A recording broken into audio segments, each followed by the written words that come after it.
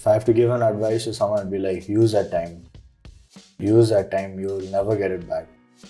The time as a student, the tag as a student, and the opportunities that you get is very, very, very helpful in the long run.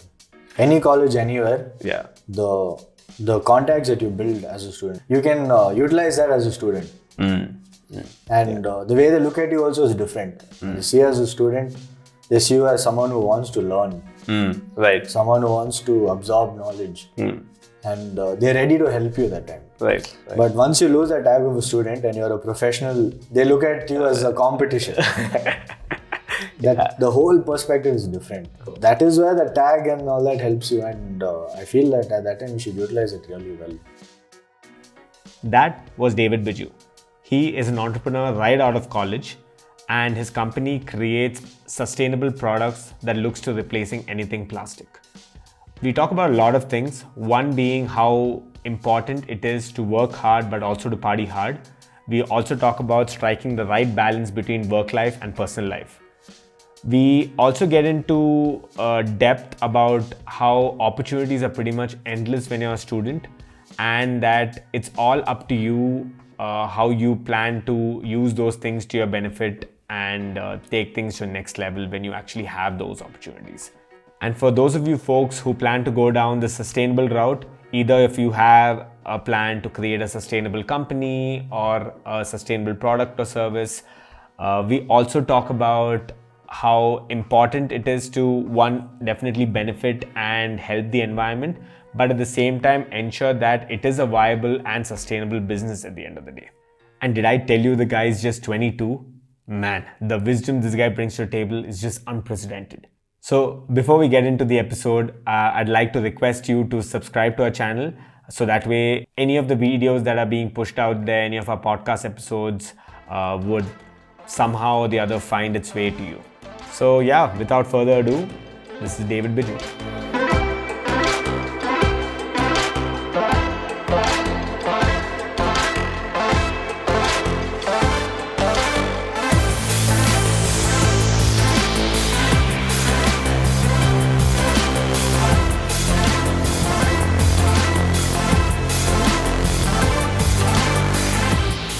I saw some shoot or something on your Instagram story. Yeah, similar thing. That was for McDowell's, not McDonald's. Okay.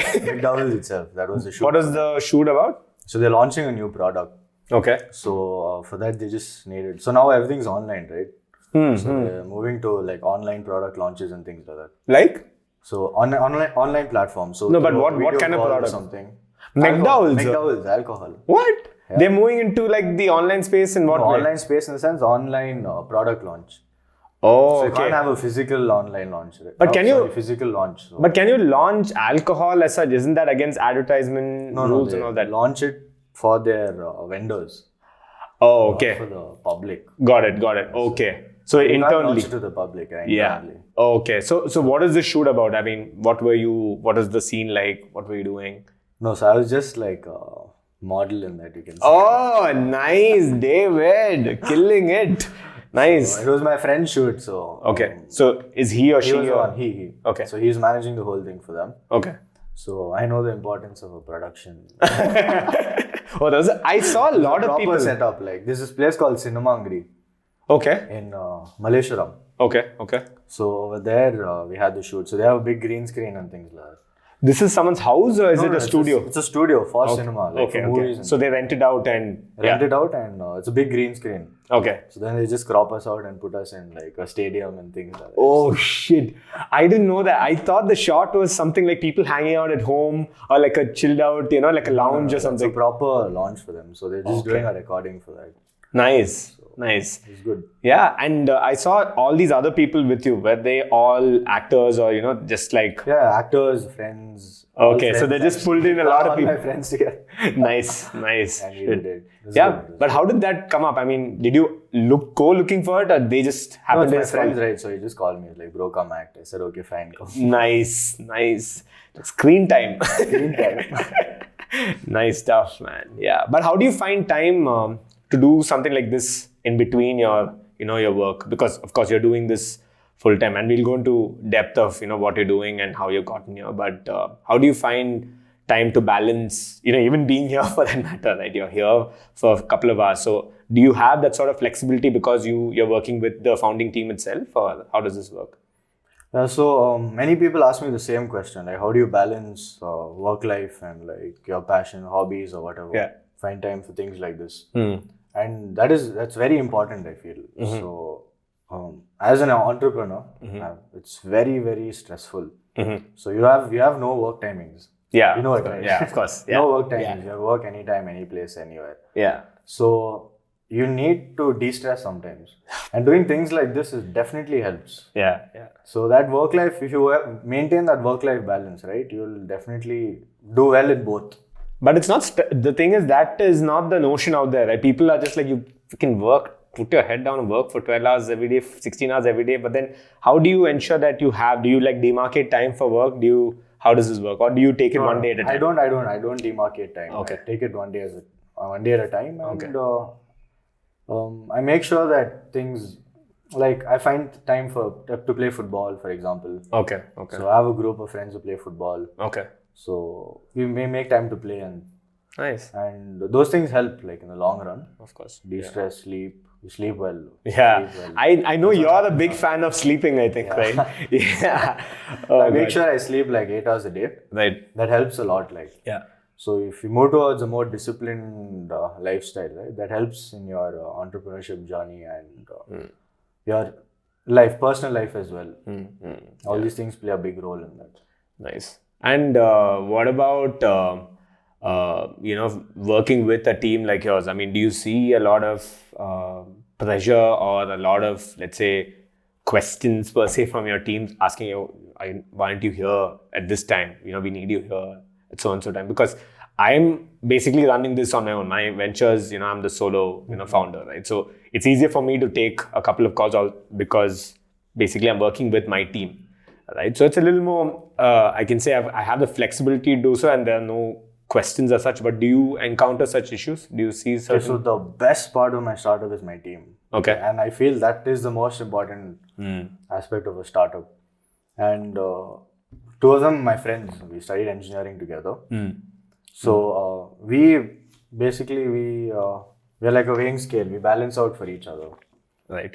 And we make sure that each of us have time to do something else, pursue some hobby, de-stress. Right. And at the same time, when we work, we work. So I like to share this experience that I had. I went to Goa for this event. Okay. And we had to put up a stall, and it was like a national tourism expo. Okay. So we had gone for the event, and we kept our stall, and we are part of the Coconut Development Board of India. Okay. So so maybe you can just talk about what your product is first, and then you can, so that. Oh yeah, sure, definitely. So we are into eco-friendly straws, biodegradable straws made from coconut palm leaf. So this is our latest product, and it's a patented product. So we are completely trying to replace plastic and paper. That is our aim. For straws. For straws. Yeah. So we're completely focusing on straws. Right. So we all know about plastic pollution and the problems it causes, right? Right. So that was our main intention. But apart from that, there are two other major problems that we are facing. The first one is the leaves are burnt. Okay. And what happens is, it's called agri-waste. So when the leaves are burnt, there's a lot of pollution that's caused. Okay. And this leads to environmental problems, right? So they have no alternative or nothing else to do with these leaves. So when you say burnt in the sense as a waste? As a waste. They just burn it as waste. Okay. Yeah. Dry leaves, it's burnt as waste. Right. Okay. So they have no alternative for that. And that coconut leaf is a beautiful product which you can use. That's the second challenge. And the third challenge is, in rural areas and all, how things are. Like, it's very sad, and the employment level is very bad. So our other focus is to provide women employment. So women are basically the backbones of the family, if you look at it. Yeah. And they, in rural India I'm talking about. Right. Because men generally blow up the money. And generally not rural. Bring up the money. Yeah. So if you employ women and money goes into the right hands, they look after the children and the family itself. So that was our whole aim. And the type of jobs that they get is generally into farming and these very tough jobs that they have, like physical jobs, Which require you to be Physical on your jobs, feet yeah. the entire day, right? Yeah. And so we wanted to change this whole thing. So we are working on a model where we can help these rural women, and in such a way that they can work comfortably and they can earn the same amount of money that they earn. Okay, got it. Okay. And now we're working on a model where the more effort they put in, the more work they do, they get higher salaries and more incentives and things like that. Nice. So when we started off, we couldn't do all that because you focused on the startup, product, we have right? your, Yeah. challenges in the beginning itself. But as we are growing, we're able to help them more, and they're helping us more in return. So it's a win-win for both us and for the employees as well. Nice. So these are the three main challenges that we are trying to solve Okay. as a company. So Where's this being sourced from right now? So we have coconut trees everywhere. Yeah, of course. Everywhere. Especially us Mallus, we are looking for coconut trees. Coconut trees. So so we generally source it from Kerala and Tamil Nadu. Okay. And we get it from Karnataka as well, North Karnataka. Okay. So it gets sourced to us and then we manufacture, the product comes out. It's all being manufactured here in Bangalore? In Bangalore itself. Okay. Okay, kick-ass. So literally made in Bangalore. Made in Bangalore. Nice. And but how do you guys manage logistics and all that in terms of transporting all of this? I mean, is it a big overhead or it's not as much as people might, make it seem? Logistics for us is fine actually. It just depends. It just depends on how you manage your logistics. Okay. So ours is managed very well. Okay. And our raw materials get sourced in time, at the correct time. We have a lot of raw material vendors. Okay. So you can look at it like this, we have a lot of broomstick makers. Okay. So they take out the broomstick and they throw the other part of the leaf. If you notice it. So that waste that they use is what we are using to make a product like this. Nice. Okay. Got it. So there also, so we have a lot of vendors like that who are broomstick makers. So they also source a lot of raw material for us. Got it. Okay. Nice. So in view of logistics, if you look at it, our raw materials come in at the correct time. Once it's manufactured, it just depends on when the customer requires the products. So accordingly, we ship it. Right. So through air shipment or through containers. Okay. Yeah. So tell us about what you're doing in Goa. I mean, now Goa. Apart from party. Apart from the regular Goa stuff, you tell me from the straw perspective. So it was a beautiful experience and beautiful person I met actually. Okay. So we were in our stall and a lot of people keep coming and they're very intrigued by our product. They've not seen it anywhere. And at that time, Goa was trying to move into a plastic-free state. Yeah. I think they still are, right? No, they're moving into it, completely banning plastic and things. Nice. Like that. I think almost all the states in India are pushing towards that. Right. I mean, especially Goa with the number of tourists and all that. It's just generally people keep coming and seeing our product and talking to us and things like that. Yeah. So this guy walks up, he looked 45, 50-year-old chap. Yeah. He walks up and he talks to us and then he's like, you guys are brilliant. And we're like, okay, he's hyping us up. Okay, nice. Great stuff, Great stuff. And all we are also, he's like, you guys are young and I can see that boiling blood in you. You guys can sell well and things. And we're like, okay, nice, good. I hope he just orders. Just hope he closes this. And so like that we spoke to him and all that. Then we just asked him what he's doing. And then he said he has another stall on the side. Okay. So he was into the hotel industry where he supplies all the material for rooms like your towels, your bed sheets, pillows and things like that. So he's one of the biggest distributors. We had no idea. Okay? Right. And he's come with like a jeans pant and cool. Relaxed. Because he's a cool chap. And so after that we asked him about this and then we saw him there and things like that. Then, we Google about the company and find out what it is. And then we found out, dude, he's a big shot. Like now there's boiling blood. There's boiling blood, let's do this. So he went back to his stall and all that. And then he liked us so much that he kept coming to us and we kept talking and things like that. And that night we had a cocktail party by the event organized itself. Right. So we were debating whether to go and all that, and so we guys decided, okay, we'll all go together. Right. He is like, come, let's party and all that. We were like, who will go with him? Yeah. So finally we decided to go for the party. We went for the party, and we went late, like fashionably late. Right. And we were there, and he comes up, and we just talking and chilling. And he's like, come, let's go for some drinks and all that. So we're like, okay, fine, let's go, let's have something to eat. And by around 12:30, things started, like, people started leaving and they were going to close and all that. Right. Close in the sense, close the party, like the hotel was still open. Right. And we started eating and drinking at like 11:30. So he was like, I'm not leaving this place, whatever happens. We have to party. We came to party, we have to party. Okay. So we were like, what's wrong with this guy? Yeah. Is he like smashed or something?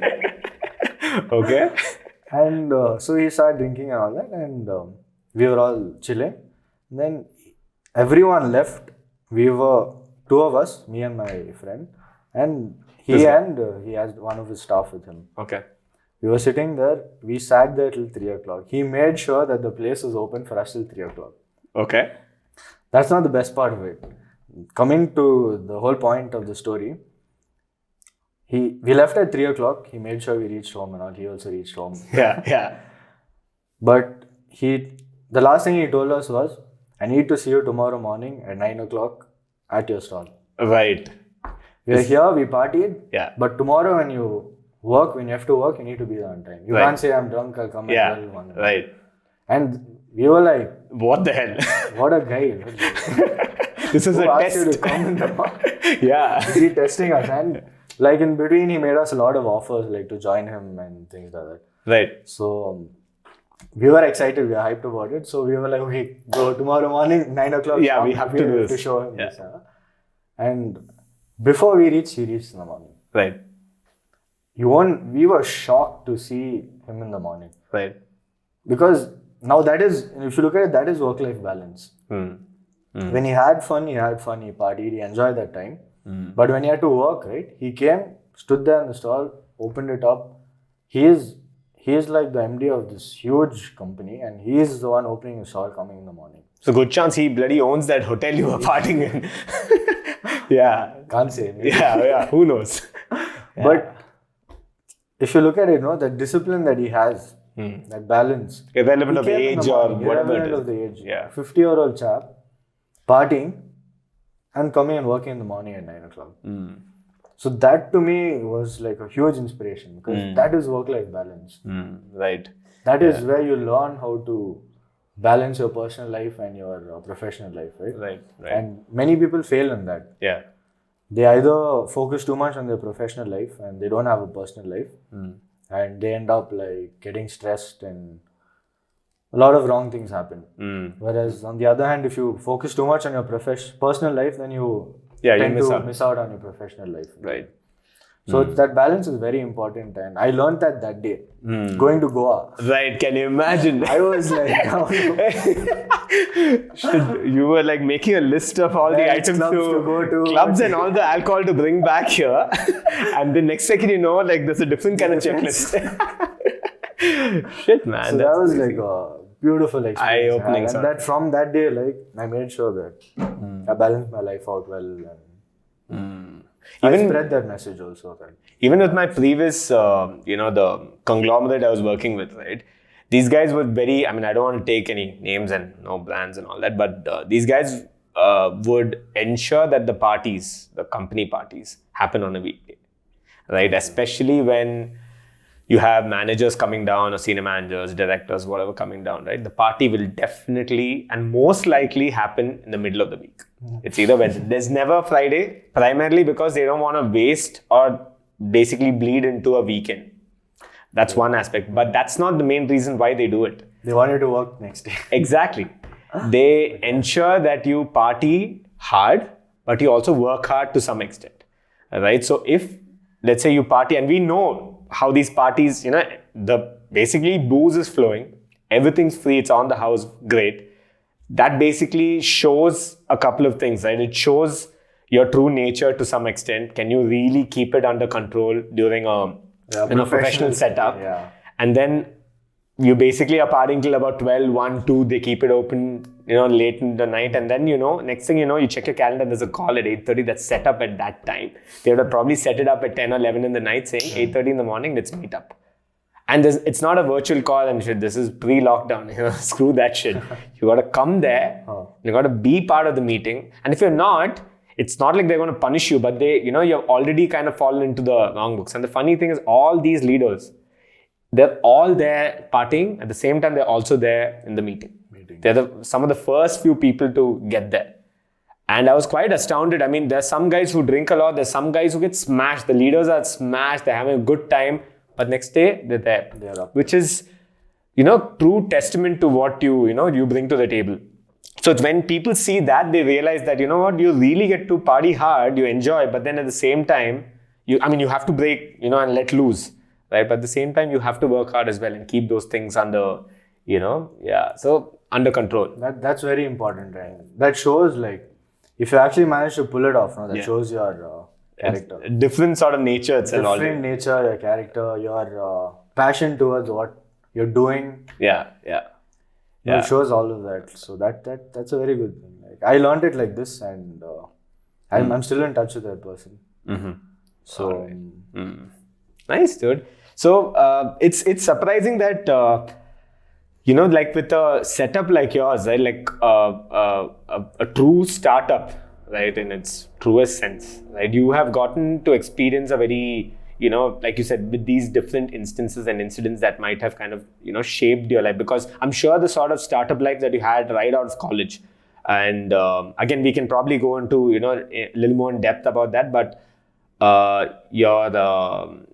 the sort of approach to the company would have been very different than it is right now, right? And I'm sure there are a lot of things that have gotten you here, right? So I think at the end of the day, it's just a matter of, going, kind of keeping up with the flow, and you kind of ensure that you're doing your bit, but at the same time you're also your company's growing great, but you're also growing to some extent, right? True. So that's very important. Like, many people miss that point. So, and especially if you're young, right? Especially when you're young, you have that sort of freedom and that sort of, let's say, flexibility to try a few things, right? You get to, especially in your case, that I'm sure, first of all, you're an engineer just like, all of us. And the fact that you've moved into something that's not heavily around that. What engineer were you? Mechanical, right? Mechanical. Okay. So to some extent, at least. To some extent, it is like. But then now I'm sure you're handling every other facet of it, right? Yeah. So I'm sure business development to marketing to sales to pretty much everything. Everything. Yeah. So as a startup, like, you need to manage everything. And if you don't know something, you need to learn it. Right. Learn it. Yeah. Whatever happens. Yeah. Like, for example, I didn't know anything in Photoshop. Like, I had no idea of Photoshop. Right.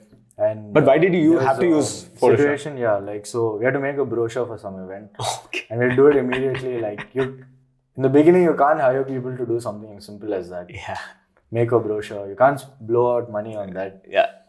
And at that time, you can't get someone to help you. Like, in those kind of situations, like, you have to do it in a day or something. Yeah. So what do?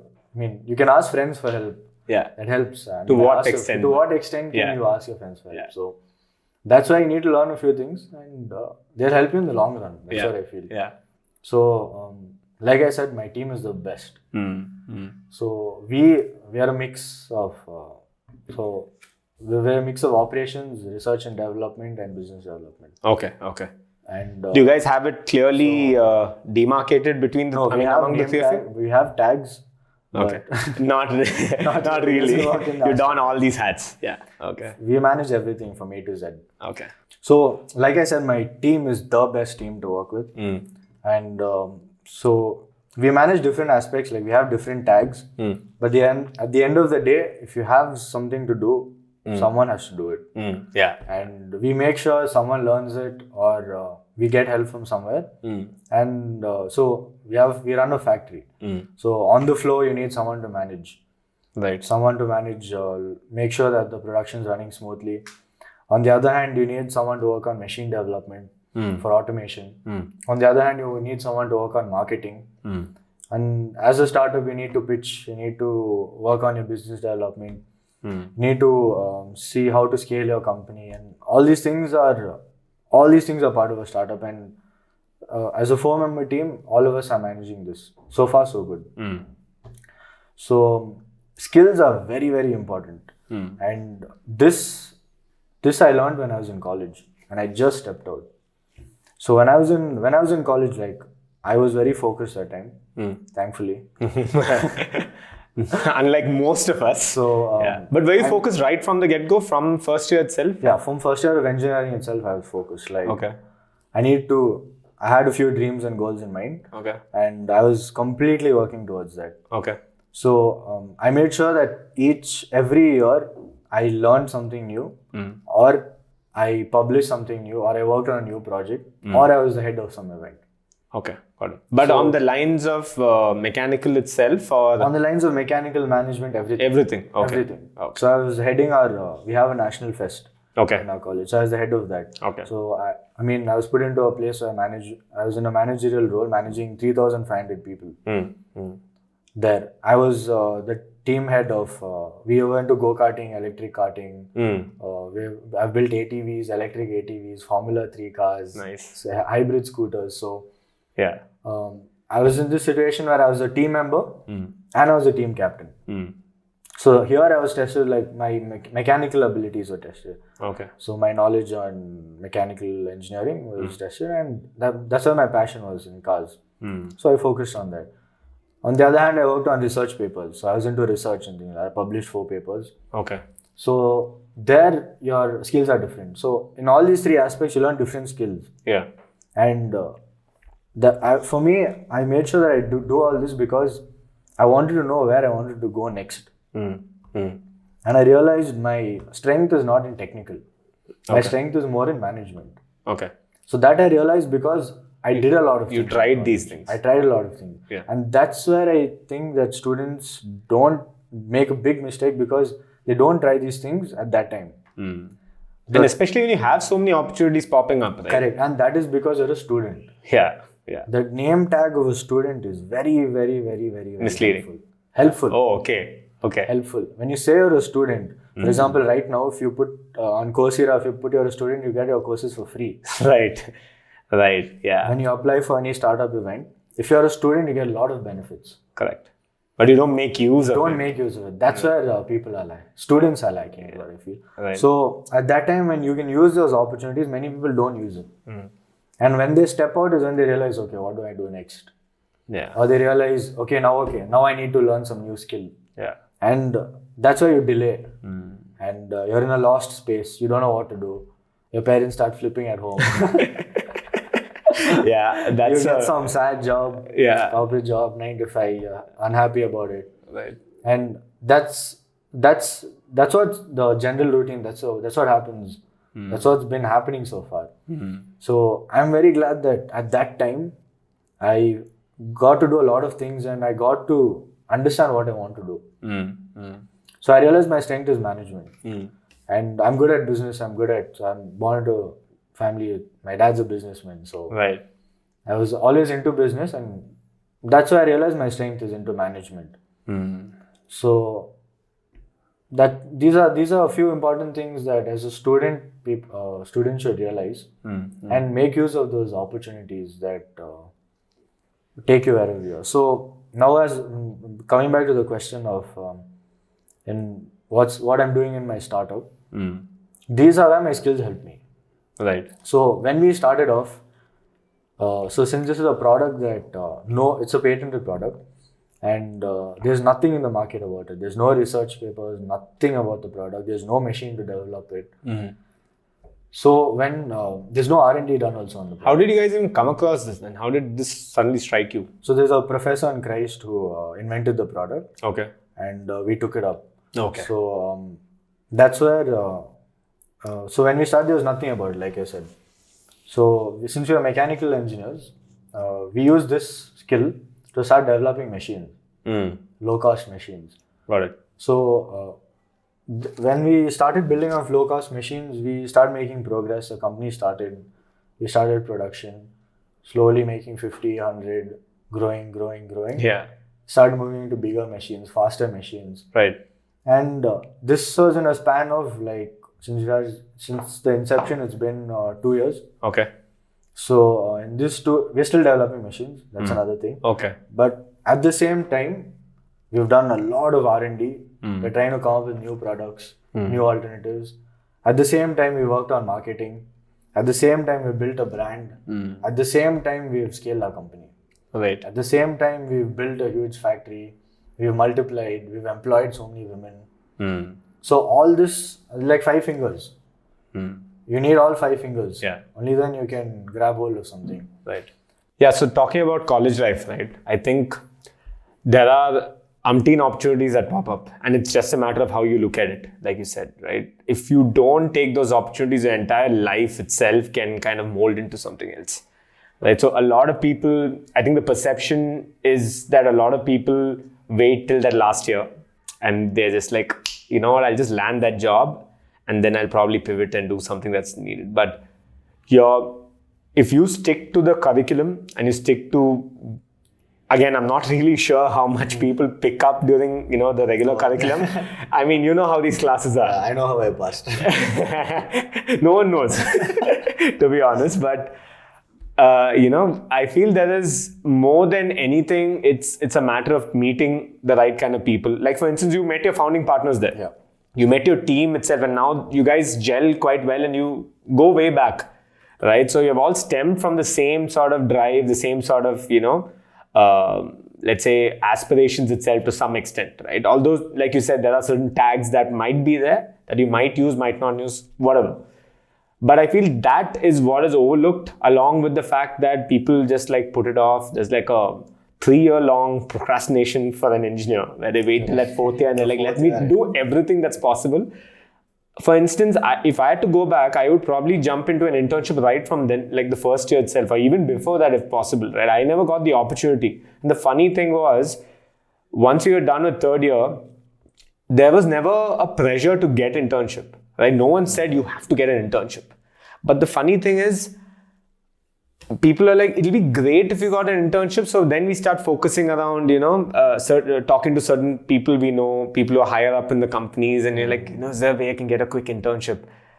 But the funny thing, you can do that from the get-go itself. Yeah, and get that sort of exposure. And the funny thing is, you have access to all these people at any point, anyway. Nothing's changed over those 3 years. But it's that tag, like you said. It's the fact that you're a student. It goes both ways. You can make use of all these other discounts and benefits that come with it, but often ignored. At the same time, people are very there's an inhibition. Yeah. So actually there are different kinds of people. Yeah, of course. Yeah. There are some that are really motivated from the start. Yeah. And who want to get into entrepreneurship or want to do something on their own. Yeah. Basically motivated. Yeah. On the other hand, there are some people who are not motivated in the beginning. Yeah. But like towards the end, they have to get motivated. So late bloomer. So there are different kinds of people actually. But thankfully, I got a lot of opportunities and I wanted to really utilize it. Yeah. So for me, like if I have to give an advice to someone, it'd be like, use that time. Use that time. You'll never get it back. Right. Yeah. The time as a student, the tag as a student, and the opportunities that you get is very, very, very helpful in the long run. And that is not necessarily around your college. It could be any college for that matter. It's just the sort of exposure that you have, right? Any college, anywhere. Yeah. The contacts that you build as a student. So for example, like you said, right? The same thing you do in 4th year, you can do in 1st year and build those contacts. Right. So if I had to touch upon a topic, I mean, I would go into contacts and networking and all that. But right. Yeah, let's not go there. But that is very important, and you can utilize that as a student. And the way they look at you also is different. They see you as a student, they see you as someone who wants to learn. Right. Someone who wants to absorb knowledge. And they're ready to help you that time. Right. But once you lose that tag of a student and you're a professional, they look at you as a competition. that the whole perspective is different. Right. Okay, if I teach you something, it's like, okay, will Akash copy me, you know? Right. Yeah. Or is he trying to beat me at something? Why should I tell him all this? Yeah. And let me start charging him for that. Yeah, exactly. Why not? Yeah. So that is where the tag and all that helps you, and I feel that at that time you should utilize it really well. And you talked about internships, right? So the same way I worked on different, management, technical and all Different that. roles. Different roles. I made sure that I wanted to know which industry I wanted to get into. Okay. So I was always passionate about cars. So I worked in a garage for one internship. I worked in since I was doing mechanical, I worked on lathe and those conventional tooling methods. Right. So I learned about the manufacturing industry. Okay. Hands-on, completely hands-on. Yeah. So I was there in the factory working on those parts. Right. And all that. So this is through college? Through college. Okay. So during my monthly break, so we have a semester breaks. Right. And that time I used this opportunity for my internship. And the last one I did was in a different field, automation. So I put my head in different fields just to get to know what's happening in those fields. Where are the opportunities that are there? Can I grow in that field? Right. So now, for example, in automobile field, once you work there, you know that things are moving towards EV. As a layman also you'll know, but once you're in that industry, you get the technicalities you get the technicality where we are lacking. Now those things can give you ideas on building another product, a new product. Not necessarily in automobile itself, it could be anything, but it could be in automobile too. Yeah. You work in the manufacturing industry, you know the problems that they face there. So what is a startup basically? A startup is a product or a service solving a problem. Right. When you're in those situations, you learn the problems that are there. And accordingly, you'll take a few steps back, think. That's how brilliant ideas come out. So internships are a good place where you can definitely you get to know the industry. You get to know the industry very well, and the whole internship that you get while you're a student, like you said, is very different. The way they look at you is different, right? Yeah. That's the whole point. They don't see you as they see you as someone who's coming to learn something. So perspective is different. That is important. Yeah. Even with another topic I want to talk about is how a lot of people have this sort of perception that if you get an MBA degree, you're done, right? Like you're and that to one of these cream of cream sort of universities, right? You're set. You're like for life. To some extent, yes, maybe because companies are looking for that. But then if you are truly, there's no point you taking up MBA in entrepreneurship and then working for another person like that. That it just doesn't make sense. Correct. If you're building towards something and you have something going on in the long run, fine, great. But the biggest key takeaway or the learning that people have with MBA universities is basically networking. Is the fact that you're going to meet like-minded folks. You get to meet people who have already done something in certain industries. And to be very honest, I'm almost certain if you talk to basically these graduates, right, who are the cream of cream universities, India or outside India, they all talk about how they have met these wonderful people and how if they started something, they're basically, networked and all that. I feel that networking is possible in any college as well, right? Because you have chosen to go to a particular university and not necessarily, have to end up doing whatever your degree says. You could end up doing 100 things, but you probably will, there's a good chance that you'll probably find someone else who pretty much thinks like you and says, I don't want to do something in Mac or computer, whatever this is. I'd like to do something around this, maybe a product around this or a service around it, whatever it is. And I'd like to explore other, opportunities there. But you won't know until you really, try out something like that, right? So how did this, I think your current product basically started off as a project, right? And how did that finally turn into like a full-fledged, when did you guys decide that, this is basically, what I should be looking forward to the next couple of years. Let me focus on this. And has sustainability played a very important role in that as well? Have you always looked at environmental friendly options, or is that something that you notice the product and you realize, there is a need for it, and we have always known it, and it makes sense for us to do it? How did you go about it?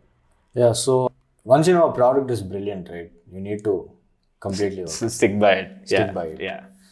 All product. So if you look at the marketing management, if you go through the eras, starting from the 18th century to how marketing has transformed now, the beginning it was only product. There's no marketing. As the different eras have gone by, as time has gone by, it's moved from product slowly to consumer behavior. There's a huge change in that. So people are forgetting that the essence is product. And that is where people are lacking. You have so many competitors now. You have this. If, for example, if I take a mobile, the number of mobile phones that are there, one brand itself has around 100 and 200 phones. Cannibalizing their own sales, right? So if you look at it, there's so much competition, there's so much advancement in technology, but no one is focusing on the product. Marketing has changed towards consumer behavior. And they're building things like that. So, and they're just making people happy. Oh, I make you happy, you'll buy my product. Someone else makes you happier, you'll buy their product. Right. But no one's focusing on the product. And that is why we realize that our product is solving so many problems. And there is nothing else in the product. So, if you look at it in a startup, like I spoke about competition, right? So there are a lot of threats of new entrants. It's part of the 5 P's of marketing.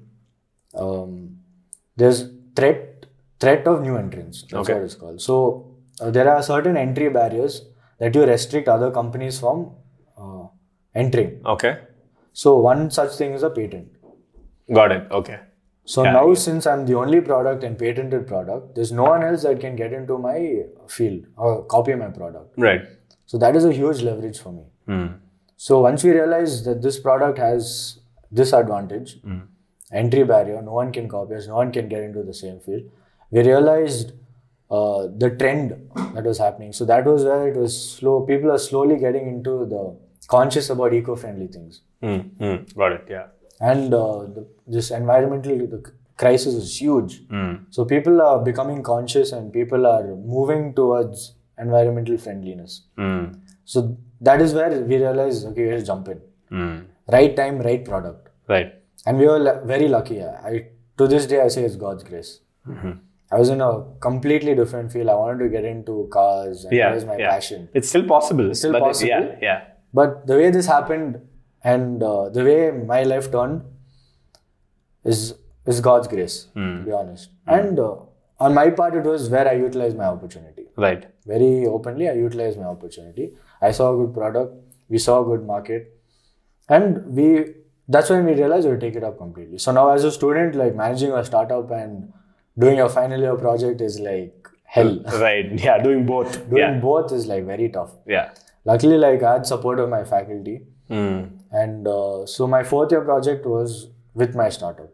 Oh, okay. So great. Like you conveniently crazy stuff. So you conveniently like flip the tables and say I'll do both, but for the same thing. Right. Okay. So that was a very bold, I can say, and smart move that I made. This is the same with you and your founding partners as well, all of you guys, we all right? worked. Nice. So our final year project was a machine that we built for our own startup. Oh, okay. It was a machine based. Because it's mechanical, right? So So machine for our own startup. Crazy stuff, man. So we're not wasting time. Yeah. And we're focusing on what we want. It helps you. It helps both ways. So both ways, like we're not cheating anyone. We're doing justice to... Your smile doesn't say that. We're doing justice to college. Right. We're doing our project. Yeah. Good project. It went very well. And on the other hand, since we have a passion, we have a startup, we were focused on that. We were able to help ourselves. Nice. So many people don't have this, don't get this chance. So they have a struggle of college and startup and they struggle. But we are very lucky. 2 birds, 1 stone, basically. 2 birds, 1 stone. Yeah. Nice. So that's how we started. Machines, slowly, factory. Did you guys actually build it, or did you come up with like a sort of a blueprint? No, we built it. Oh, okay. We built it. A fully functioning. Hands-on. Nice. We are completely, we know A to Z about machining and things like that. Completely built it. Nice. But that's the first 2 levels that we made. Now we're moving to different levels of automation. So right now we can't focus so much on it because we have other things also in hand. Right. So we need to go here and there for help and all. That is happening. That's right. happening. Nice. So yeah, so that's why we started. That's why we realized this product is very good. and we were able to we use that opportunity. And like you said, now sustainability, right? Yeah. Sustainability is a very, very booming field right now. Of course.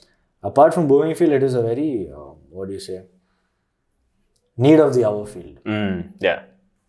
Now we all want to see our future generation. But I'm sure we want to see our grandchildren. Yeah, dude, that's what I've been thinking about today. But yeah. So unless we start making a few changes right now, we're never going to like see the world becoming a better place and making it comfortable to live in. Right. I'd rather say it like that. Comfortable to live in. Right. We have a lot of pollution problems, a lot of environment problems. So sustainability is a very good field right now, but there are a lot of challenges also in that.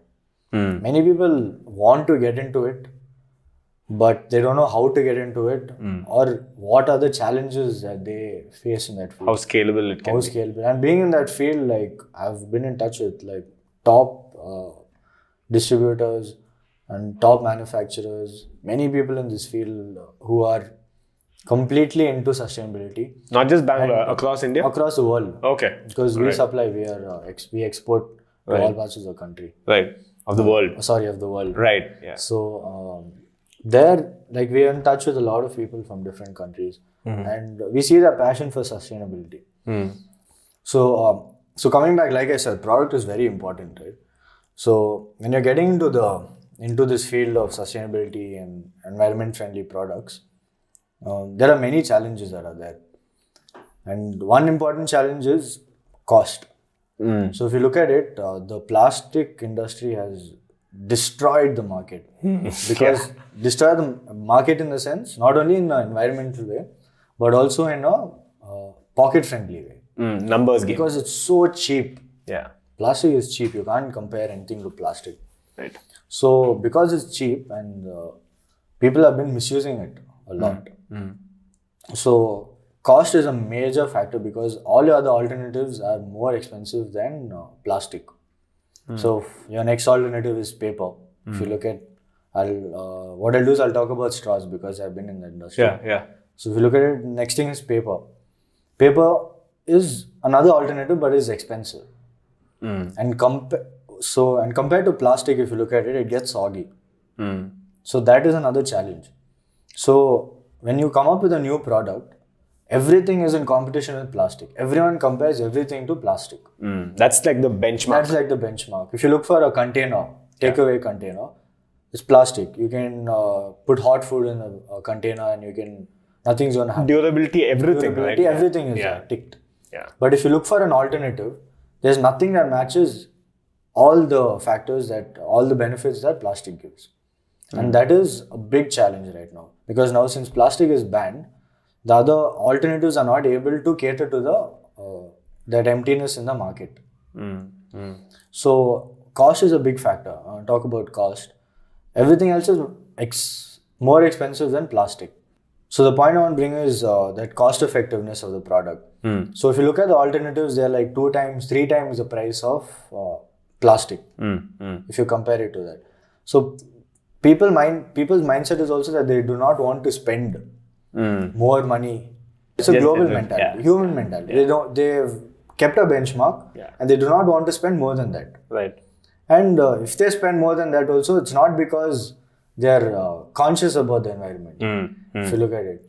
That would be the cheapest alternative, so that's why they're paying more for it. So that is one factor. Cost is very important. And with cost comes scalability. Scalability of an eco-friendly product is very, very challenging. So plastic has caused so much damage and it's catered to the whole world that now when you're looking for alternatives and replacements, none of them are able to cater to that market. So if you look at it, the eco-friendly products that are available now cater to only probably 30% of the market. That's also quite high, I think. I don't even think it's that much. That is low compared to the damage plastic has Yeah, of course. Yeah. And if we need to make that switch to sustainability, to eco-friendly products, we need to come up with more new products, we need to come up with innovative products that tick these 2 boxes, cost effective and scalable. Right. If you remember, I reached out to you a while ago because I'm in the food and beverage industry, right? So we have quite a few companies who are now moving towards this whole eco-friendly, the whole environment-friendly, sustainable approach to even food packaging, right? Which is definitely required considering the amount of food that's consumed on a daily basis, right? Even with the whole pandemic and the lockdown as well, right? The number of orders that are coming through either Swiggy, Zomato, or directly with these brands are ridiculous. It's quite high, right? Every day we see the amount of waste and the packaging that comes out of each one of these deliveries. So now companies moving towards the sustainable approach is definitely the way to go. But the funny thing is, they reached out to a player like us who's relatively smaller in the market, no denying that. But because we have good connects with vendors, our restaurants, cafes, where we're working so closely with these guys that we can actually come up with a solution that might work. But even with our, being in the driving seat or the current situation, we are not able to figure out solutions like this because it just doesn't exist. Correct. Right? And I remember having this very tough conversation with one of my vendors because we had already confirmed with our company that, hey, we'll get done, don't worry. You need 800 products or rather, items to be delivered, we'll do it. And you need it in this, this particular, something that's not plastic, something that's probably not even paper, right? So other options are like bagasse and all these other options, right? But then, you know how there's a difference in quality when it comes to food in the sense that it gets soggy. There could be a small change in the taste. And you don't want that. The moment quality of food is impacted, they don't give a shit about the environment. They're like, what kind of, nonsense are you serving me? So it's all priorities, but at the same time, it's about really checking off all these boxes and keeping it in balance. But what I'm trying to say is, it's exactly what you said. Unless you come up with some innovative, unique kind of products, and unless you try and maybe we try creating 100 products and maybe one comes out of that, which might not even be the end product in the first place. It might, maybe trickle down to something else. It might be, eventually result in a completely different product, right? That's where I feel this sort of innovation and sustainability should go. Correct. And start with even high pricing. I'm sure your straws are definitely relatively more expensive than, plastic, but over time you figure out automation, you figure out bringing down costs, and then eventually we get to that point, right? So like I said, these 2 points are the most important, cost and scalability. So we had the higher pricing when we launched, but as we're able to scale, because our product is scalable, we're able to bring down the cost. And now we can scale and we can bring down the cost. And there is a market so for we can it, right? cater to the market. Right. Whereas if you look at I recently came across a product with cactus, they made some kind of a cover, a carry bag. But if you just look at it, the scalability of the product or the cost of that product, it is not practical. The product and the pricing and the scalability needs to be practical. Right. If you're a consumer, Right. you look at low cost and you look at higher quantity. Yeah. So now, if just taking this example of this cactus carry bag, where in the world is a cactus? You gotta go looking for these in the desert. It's a good product. I'm not denying it. Good product, biodegradable, eco-friendly, whatever. But is it scalable? Yeah. It's not scalable. Right. How easy is the raw material to access? Right. It's not easy to access. Right. What will be the cost now? Cactus is expensive. Transportation of that, whatever, however you make the process it and whatever, it's going to be expensive. So it is a good product, not denying it. Yeah. But if you look at it in a commercial perspective, is it commercially viable? Probably not. Probably not. So that is where you need to come up with innovative products, and the future of sustainability is that. But you never know, right? Even with this product, it might stem into something else. And I'll share my experience with what happened. Like we started with straws, like conventional way. Right. From when we started to now, we've changed the process a lot. Okay. Change the process to make it cost effective and to make it scalable. Got it. Yeah. Process improvement Right. is what we did, and we're able to reduce the cost now and make it scalable. And we can improve more, but we'll take time. It's like I said, there's nothing done on the product. Right. We'll take time. Right. But once when we're working on this product, we realize that there are other ways also you can make the same product. Got it. Yeah.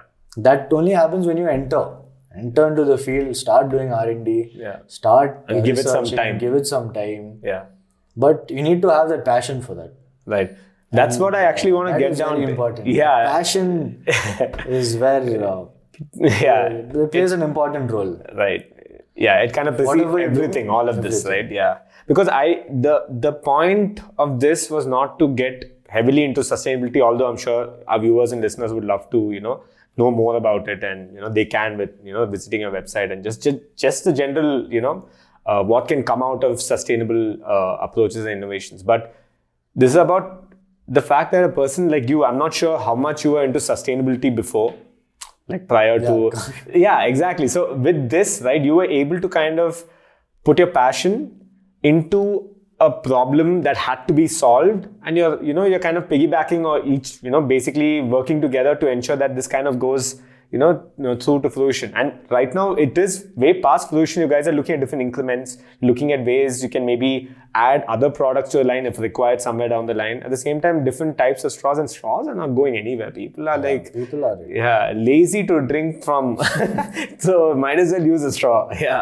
No, but I absolutely get what you're saying, and this makes a lot of sense. It's I was quite pleasantly surprised. I remember meeting you about a year ago, or maybe a little longer than that, right? So I remember. So the funny thing is, there's so many ways our families know each other, right? It's such a funny small world.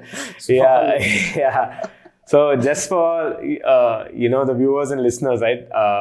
Your mom's taught my wife, Apurva, both of them love each other. Like, for some reason, the favorite student, favorite teacher, and they just get along so well from their PU days.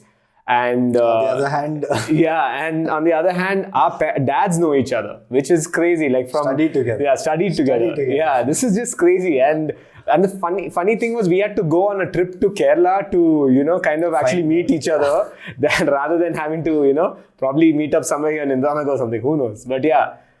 It's such a small world and such a weird world, right? And I remember we finally came to before getting into it, I should talk about this funny instance where my mom and our parents met your parents at a club, and my mom was talking about how I am going to marry some student from CMA NJC, and it turned out that my wife's basically Apura and the favorite student, favorite teacher. I was like, shit, dude. And my mom called me, and this is such a weird, I don't know, no, it's not a coincidence. It's such it's like mind blown. Yeah, but I digress. All permutations.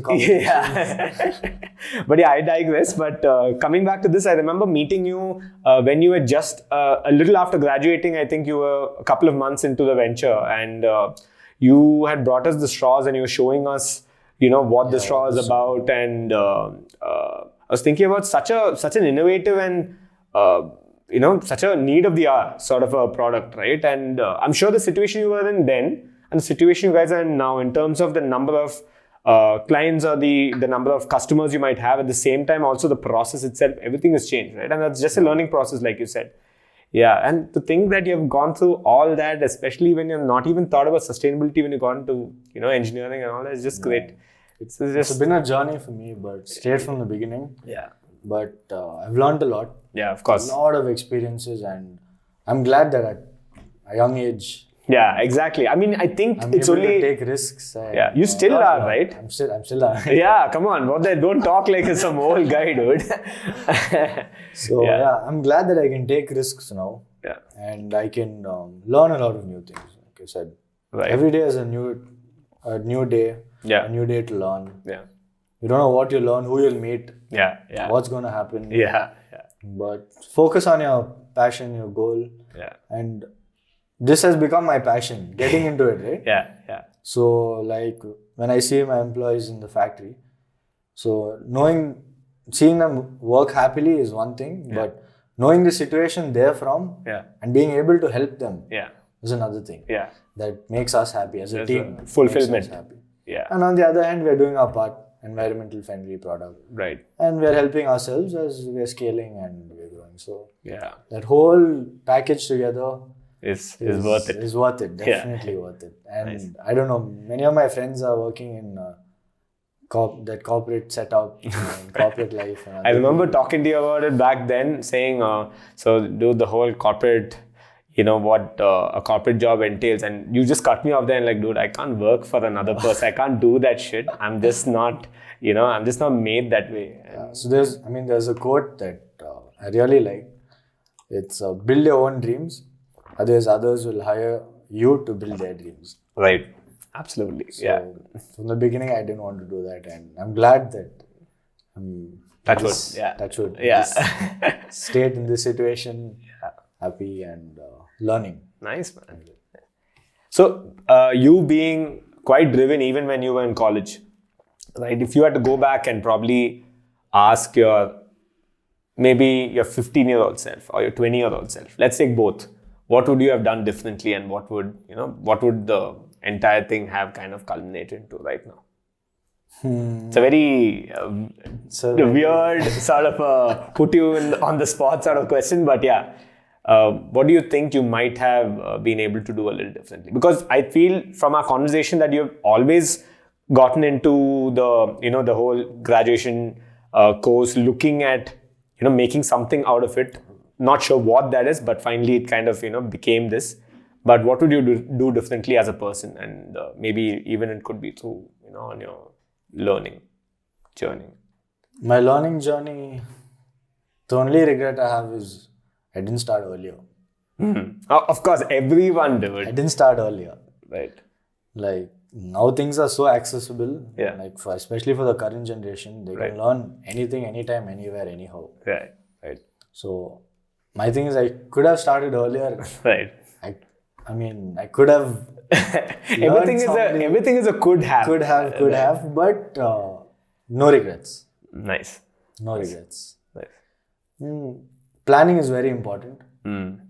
Like, I can't control my past. Whatever is over is over. Right. But I can definitely foresee my future, or I can plan towards my goal, or I can work towards doing something in that field. Right. So that's what I focus on more, rather than being sad about what I couldn't do or what I could have done that would have made me another person. Right.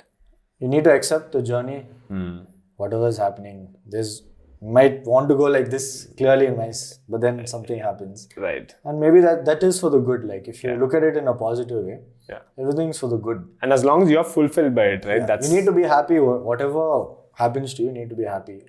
Positive approach. You can make the best use of that situation. So nothing about my past. I just say I can plan and work towards my future. That's it. Nice, man. What about this city? How much has Bangalore actually helped you in this whole pursuing? Because we are like the hub of startups, right? You're just like, people are just starting a startup in every house. Everyone is a startup now. Yeah, everyone's a founder. Everyone has a startup. Yeah. So actually, people don't know the difference between a business and a startup. There is this whole notion that if you have so many employees, also you're a startup. If you have only been in the business for so long, you're a startup. Yeah, that's the main thing actually. Yeah, right. Business. Now I think they've extended the time to 7 years. So it makes sense, right? Because that's you can't really demarcate or draw a line and say this is it. This is a startup and this is not. Because if you have done really well, then you'd probably want to be part of the startup to show that you have kind of grown. At the same time, if you have done really well and you've been in the business for a long time, then you make it seem like we're a conventional business. We've been killing it for so long as well. So at the end of the day, it's a very loose sort of a definition, to be honest. If I had to demarcate, I'll say business is more like something, a personal thing or a family thing. Okay. They call it business. Yeah, right. Very plain, simple words. But that's a very local lingo thing, right? Lingo thing. I am joining my family business. You don't say family startup. Yeah. That's a good one. Yeah, what the hell? Startup is more like with other people. Yeah. It's not a family thing. Business is more of a family thing. If I demarcate, I would say that. That's cool, dude. That makes a lot of sense. All right. There are in Bangalore, if you look at it, like Bangalore is the best place to be if you need to network. Mm. And it's a good place, good opportunity if you're in Bangalore. Every other day there's a startup opening, but every other day there's another startup closing. Right. Like especially during this pandemic time, more than 40% startups have closed in Bangalore. And if I can have more time and continue. Yeah, please. I would like to talk about how startups are blowing out money. And on the wrong things. On the wrong things. And that is one of the main reasons that all these startups are shutting down. So, especially in Bangalore, like the notion of startup, many people start a startup to raise money, to raise their valuation, sell it off. They just need that evaluation. They work for the evaluation, Right. So, the whole concept of evaluation works on a revenue model. Right. They need to show revenue. Not profit or loss. It's just money coming in. It's just money coming. So, when they are pushed so much to show revenue, they are forgetting the whole aspect of running a profitable business. Business itself, right. So, the main reason they are closing is they are running out of money. Not because they don't have money, but because they are blowing up money for the wrong reason.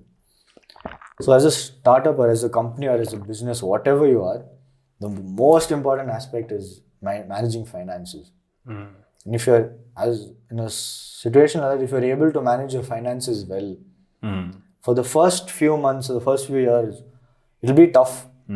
But once your whole aim should be to make it profitable more than a revenue-based model and scaling it up, valuation, selling. None of those matter, right? See, right now, look at big companies. What's happening to them?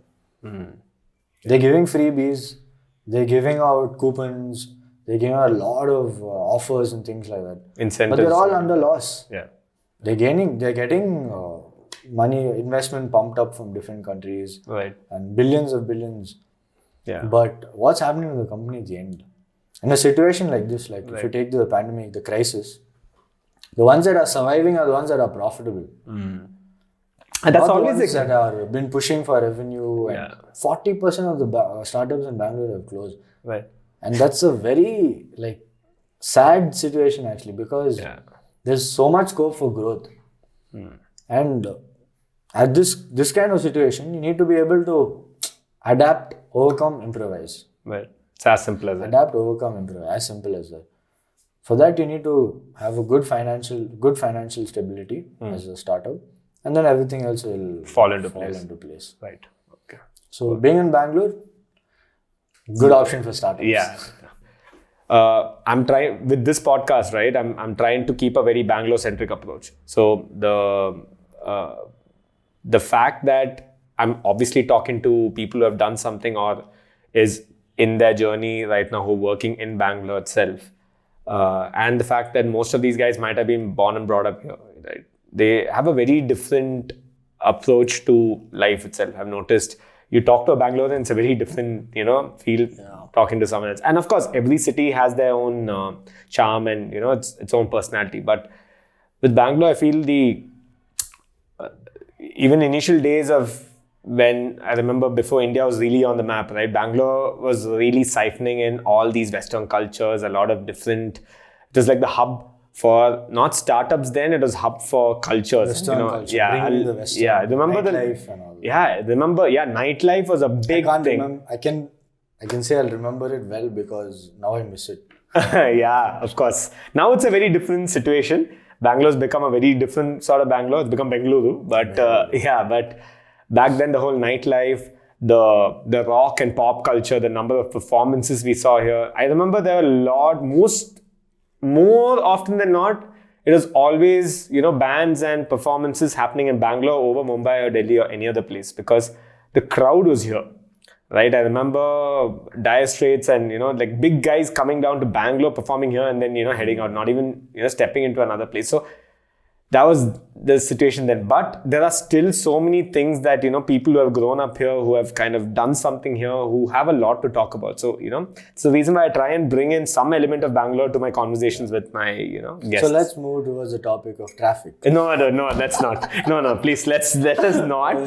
That is just the, No, but now it's fine with the whole lockdown as well. Much better. Yeah. Now it's much better. I mean, it's remember the time when we moved, the city moved the airport from the center of the city to the current airport on the outskirts, right? Back then itself, there was a huge drop in traffic because of the cab traffic and people just commuting back and forth, right? There was a massive drop. But then, of course, that lasted for only a year knowing Bangalore. And then again, it was back to, the number of vehicles being sold on a daily basis will freak you out. It's just scary. But now the lockdown has basically curbed all the corporate, the corporate folks from traveling. So that has again kind of, plummeted the whole traffic. That just shows that Bangalore is an IT hub. And there are a lot of people, like a lot of corporates actually, I can put it like that. Yeah. A lot of and especially in this corporate field. Yeah. And that just shows that Bangalore is growing. Yeah. Every day there's a new company getting established, or then people moving in. Yeah. It's just it's a growing city. Yeah, of course, dude. I remember how some of these places were never even part of Bangalore. Like, for instance, maybe the place we're in right now, right? Mahathahalli, Whitefield. Now, dude, the edge, like people who travel using bus routes, right, would know what Kadgodi is, which is basically the terminal of your, it's like the edge of the world, right? Now that's part of Bangalore as well, which is, and again, Bangalore is nowhere close to Chennai or Mumbai in terms of size. We can't, we're far from it. But only a person who's been here can really, relate to that, where, Whitefield was never Bangalore, Whitefield was Whitefield. And Devnalli is basically another place, but now Devnalli airport is Bangalore. So now everything within that, right? People are selling apartments left, right and center right near the airport, saying it's 5 minutes walk from the airport. I'm like, why do I need to walk from the airport? The city is expanding, definitely expanding. And with that comes all these opportunities and these other things as well, right? So where there's a problem, there's an entrepreneur. Yeah, well put, dude. Yeah. All right. So I think this is a good place for us to wind up. So what's the one last message that you'd like to kind of put out there for, for viewers, listeners, anyone who's looking to be an entrepreneur, anyone who's looking to kind of, build a sort of a passion and a drive, right? What do you, especially for our young folks, because I'm trying to focus on people who are, in their teen years, focus on people who have just graduated. And of course, there's a lot of value to add to pretty much anyone who listens and tunes in. But what do you have for these folks? I would end with saying, work hard, play hard. It's as simple as that. Yeah. When it's time to work hard, follow your passion, follow your dream. Yeah. Learn new things, explore. Yeah. Go catch opportunities. Like opportunity is like a bird. Once you throw a stone at it, the bird will never sit in the same place again. Right. So when you work hard. When it's time to play hard, enjoy. Yeah. As teenagers, it's time to enjoy. Yeah, of course. Yeah. So work hard, play hard is nice, man. Yeah. And I think one thing I should also put out there is there's so many other things we haven't gotten around to talking in terms of your hobbies and other things you do. Like you go for long rides on your bike. And that's a long topic. Yeah, that's a different episode itself around that, right? And then there's also you. I think we're always a fitness freak, right? You've been into sprinting and all that, so people want to see that side of you. Where can they find you online? Oh, you can find me online on Instagram, David Biju. Okay. And I'm there on Facebook also. Okay. All right. So you can catch me on Insta and Facebook.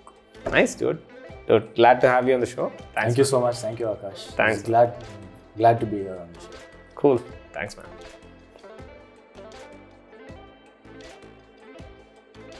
So, what did I tell you? It's a very different kind of episode, right?